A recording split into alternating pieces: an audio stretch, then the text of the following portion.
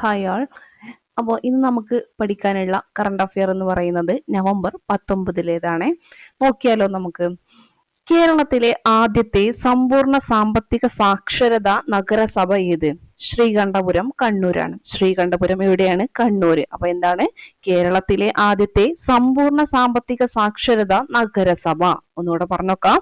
കേരളത്തിലെ ആദ്യത്തെ സമ്പൂർണ്ണ സാമ്പത്തിക സാക്ഷരതാ നഗരസഭയാണ് ശ്രീകണ്ഠപുരം, കണ്ണൂര്. ഓക്കെ, അടുത്തത് പുരുഷ ജൂനിയർ ഹോക്കി ലോകകപ്പ് 2025 വേദി തമിഴ്നാടാണ്. പുരുഷ ജൂനിയർ ഹോക്കി ലോകകപ്പ് 2025 വേദി തമിഴ്നാടാണ്. ആൾക്കൂട്ട ദുരന്തങ്ങൾ മുൻകൂട്ടി തിരിച്ചറിയാനുള്ള AI അധിഷ്ഠിത ക്യാമറ സംവിധാനം വികസിപ്പിച്ചത് NIT കാലിക്കറ്റ്. ആൾക്കൂട്ട ദുരന്തങ്ങൾ മുൻകൂട്ടി തിരിച്ചറിയാനുള്ള AI അധിഷ്ഠിത ക്യാമറ സംവിധാനം വികസിപ്പിച്ചത് NIT കാലിക്കറ്റ് ആണ്. അടുത്തിടെ അന്തരിച്ച തെലുങ്കാനയുടെ സംസ്ഥാന ഗീതമായ ജയ ജയ ഹേ തെലങ്കാന രചിച്ച കവി ആന്തേ ശ്രീയാണ്. അടുത്തിടെ അന്തരിച്ച തെലുങ്കാനയുടെ ഏത് ഗീതം രചിച്ച? സംസ്ഥാന ഗീതമായിട്ടുള്ള ജയ ജയ ഹേ തെലങ്കാന. ഇത് രചിച്ച കവിയാണ് ആന്തേ ശ്രീ ട്ടോ. എന്താണ് ആന്തേ ശ്രീ? അടുത്തിടെ അന്തരിച്ച തെലുങ്കാനയുടെ സംസ്ഥാന ഗീതമായ ജയ ജയ ഹേ തെലങ്കാന രചിച്ച കവി ആന്തേ ശ്രീ ട്ടോ. ഇനി 2025 നവംബറിൽ ചലച്ചിത്ര രംഗത്തെ ആജീവനാന്ത സംഭാവനക്കുള്ള ഓണററി ഓസ്കാർ അവാർഡിന് അർഹനായത് ടോം ക്രൂസ് ആണ്. ടോം ക്രൂസ് ആണ് 2025 നവംബറിൽ ചലച്ചിത്ര രംഗത്തെ ആജീവനാന്ത സംഭാവനക്കുള്ള ഓണററി ഓസ്കാർ അവാർഡിന് അർഹനായത്. അപ്പൊ ഒന്നുകൂടെ നോക്കി നോക്കിയാലോ. കേരളത്തിലെ ആദ്യത്തെ സമ്പൂർണ്ണ സാമ്പത്തിക സാക്ഷരതാ നഗരസഭ ശ്രീകണ്ഠപുരം, കണ്ണൂരാണ്. പുരുഷ ജൂനിയർ ഹോക്കി ലോകകപ്പ് 2025 വേദി തമിഴ്നാടാണ്. ആൾക്കൂട്ട ദുരന്തങ്ങൾ മുൻകൂട്ടി തിരിച്ചറിയാനുള്ള AI അധിഷ്ഠിത ക്യാമറ സംവിധാനം വികസിപ്പിച്ചത് NIT കാലിക്കറ്റ് ആണ്. അടുത്തിടെ അന്തരിച്ച തെലുങ്കാനയുടെ സംസ്ഥാന ഗീതമായ ജയ ജയ ഹേ തെലങ്കാന രചിച്ച കവിയാണ് ആന്തേ ശ്രീ. 2025 നവംബറിൽ ചലച്ചിത്ര രംഗത്തെ ആജീവനാന്ത സംഭാവനക്കുള്ള ഓണററി ഓസ്കാർ അവാർഡിന് അർഹനായത് ടോം ക്രൂസ് ആണ്. അടുത്തത് 2024 ഇന്ദിരാഗാന്ധി സമാധാന സമ്മാനം ലഭിച്ചത് മിഷേൽ ബാഷെല്ലിനാണ്. ആർക്കാണ്?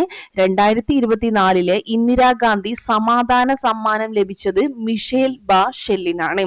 ചിലിയുടെ മുൻ പ്രസിഡന്റും മനുഷ്യാവകാശങ്ങളുടെ ആഗോള അഭിഭാഷകയുമാണ് ഇവര്. അപ്പൊ 2024 ഇന്ദിരാഗാന്ധി സമാധാന സമ്മാനം ലഭിച്ചത് മിഷേൽ ബാഷെല്ലിനാണ്. ചിലിയുടെ മുൻ പ്രസിഡന്റും മനുഷ്യാവകാശങ്ങളുടെ ആഗോള അഭിഭാഷകയുമാണ് ഇവര്. ഇന്ത്യയും യുണൈറ്റഡ് കിങ്ഡവും തമ്മിലുള്ള സംയുക്ത സൈനിക അഭ്യാസമാണ് അജയ വാരിയർ 25. അജയ വാരിയർ 25 എന്താണ്? ഇന്ത്യയും യുണൈറ്റഡ് കിങ്ഡവും തമ്മിലുള്ള സംയുക്ത സൈനിക അഭ്യാസമാണ് അജയ വാരിയർ 25 എന്നുള്ളത്.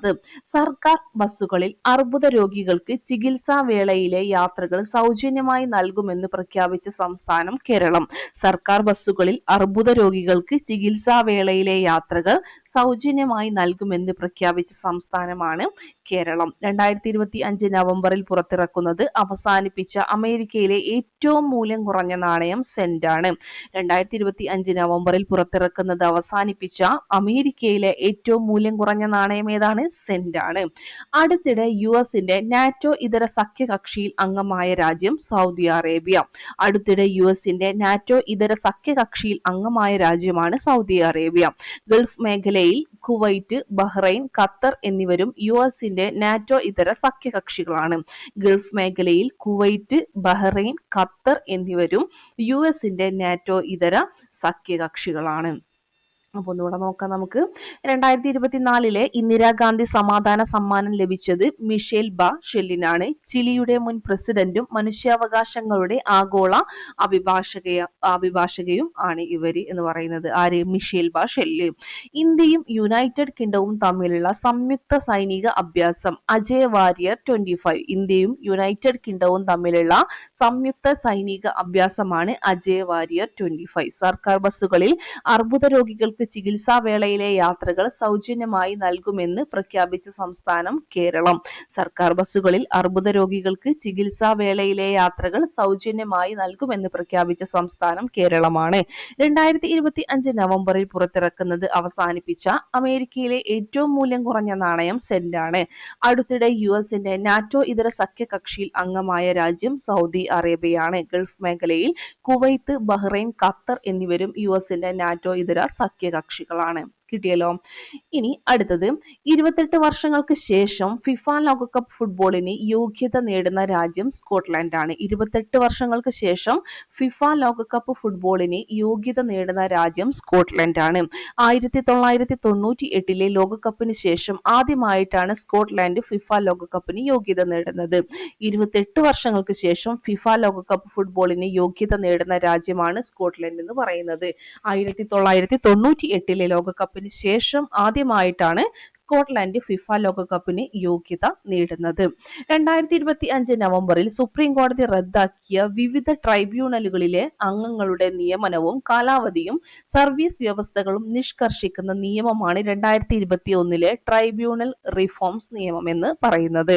2025 നവംബറിൽ സുപ്രീം കോടതി റദ്ദാക്കിയ വിവിധ ട്രൈബ്യൂണലുകളിലെ അംഗങ്ങളുടെ നിയമനവും കാലാവധിയും സർവീസ് വ്യവസ്ഥകളും നിഷ്കർഷിക്കുന്ന നിയമം 2021 ട്രൈബ്യൂണൽ റിഫോംസ് നിയമം. അപ്പൊ എന്താണ് 2021 ട്രൈബ്യൂണൽ റിഫോംസ് നിയമം പറയുന്നത്?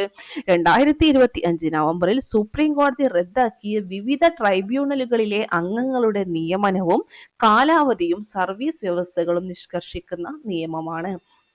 2025 നവംബറിൽ വിദ്യാഭ്യാസ വകുപ്പ് ഓഫീസുകളിൽ വിജിലൻസ് നടത്തിയ മിന്നൽ പരിശോധന അറിയപ്പെടുന്നത് ഓപ്പറേഷൻ ബ്ലാക്ക് ബോർഡ്. 2025 നവംബറിൽ വിദ്യാഭ്യാസ വകുപ്പ് ഓഫീസുകളിൽ വിജിലൻസ് നടത്തിയ മിന്നൽ പരിശോധന അറിയപ്പെടുന്നത് ഓപ്പറേഷൻ ബ്ലാക്ക് ബോർഡ് ആണ്.